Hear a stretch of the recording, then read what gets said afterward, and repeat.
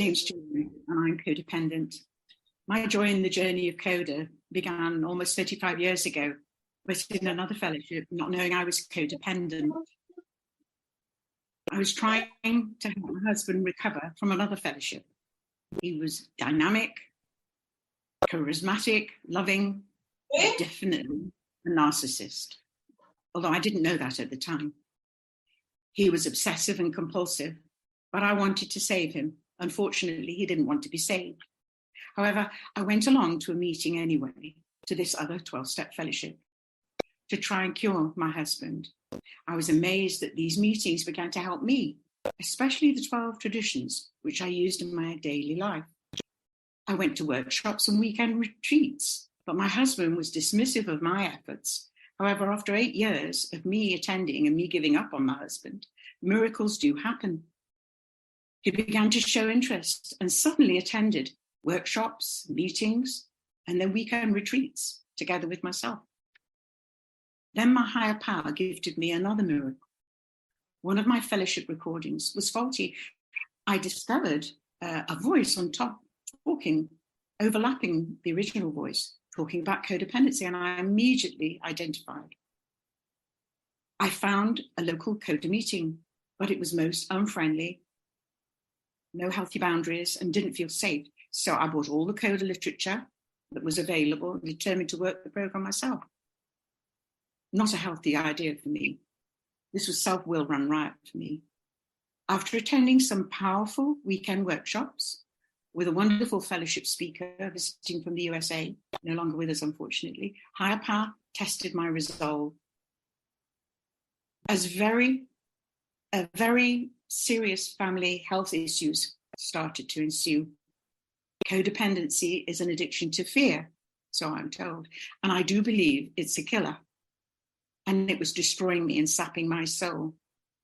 I felt lost, isolated, and alone, especially as I nursed my husband, who was very ill at the time, but then recovered, and then nursing my mother until she passed away.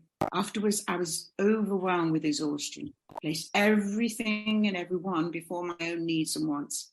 But I was terrified of being accused of being selfish. But I do believe my higher power was always carrying me in loving arms. After the passing of several close friends and family members, I was spiritually spent. But I knew I needed to listen to my inner voice and my gut feelings. I could no longer work my CoDA program in isolation. After all, codependency is a disease of silence, self-neglect, and abandonment of self. I had hit rock bottom, but miracles do happen. Someone visiting from another fellowship that I occasionally visited was so inspirational and talked about their experience, strength, and hope. And I asked afterwards which meeting they went to, and they said CoDA. Definitely attraction, not promotion. I immediately attended a CoDA meeting where they only used CoDA conference-endorsed literature, and they had healthy boundaries. I began to feel welcome and feel happy in my own skin. I'd found my spiritual home, CoDA. Attending a weekend retreat, I discovered a centre in the south of the country that I attended for a whole 12 months, 3 days a week, and I had an amazing sponsor who guided me through extremely difficult times, but was always there for me when I needed. And I still attended my local meetings, which were very important, and my CoDA supported me. I also discovered a more loving, gentle, kind, non-judgmental, truly unconditionally loving higher power, who I discovered had always been there for me, even when I believed I was in my mother's womb, something I'd lost, but now I was reconnecting with a safe space, learning to trust my gut, connecting with my inner voice, my inner child, my child within, my loving inner parent, a safe place to learn to trust my intuitive self. I began to find my own inner voice and stand in my own truth, thanks to CoDA. No, I'm trying to get this up. I'm in a meeting. I'm trying to get this voice off, but it's all right. Sorry, it's somebody talking. You're muted. I wanted Go ahead. to pass on what I had been freely gifted, but I felt I wouldn't be good enough, actually. I feared I wouldn't be a perfect sponsor. So I had to really look at my character defects and did some more in-depth work with my sponsor on step 6 and 7. And I realized that I always abandoned myself. It's my go-to position in life, and such debilitating behaviors. I had to get it right. I told myself, don't make a mistake. But I felt that I was a mistake at that time. Feelings of overwhelmed failure. However, my sponsor encouraged me to attend smaller meetings where I felt comfortable and could give myself positive affirmations and read the 12 promises of recovery. We started a small step group study, working through CoDA steps and traditions in the workbook, applying positive affirmations daily and CoDA promises. I began sponsoring as several members asked me, would I be their sponsor? This felt overwhelming, but I thought this is the way to go. And we committed to work through the CoDA program together, meeting once or twice a week, either on the phone or on Zoom or in person. I encourage my sponsees to have the power of 5, or I like to call it the power of 3 to 5 CoDA members, linking up regularly to chat between meetings so that when there is a crisis, they have an intimate, familiar support group to weather any storm. I believe the sponsor is only a guide, not a guru. I just pass on to my sponsees what I've been freely given. My CoDA recovery and the program of Codependence Anonymous. I encourage my sponsees to read all the CoDA conference endorsed literature, but especially Codependence Anonymous.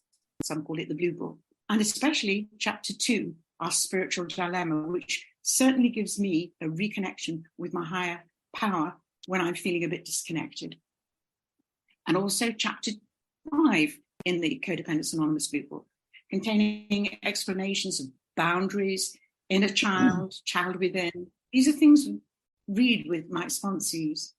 Inner parent, enmeshment, detachment, the shame spiral, and especially I found really interesting the physical and non-physical forms of abuse and control, a wealth of knowledge and insight from our founders. I do encourage my sponsees to work through the 12 steps and 12 traditions, either in a step group or with myself. Step groups are really helpful, and the 12-step handbook, the CoDA step prayers, and the new 12 tradition prayers.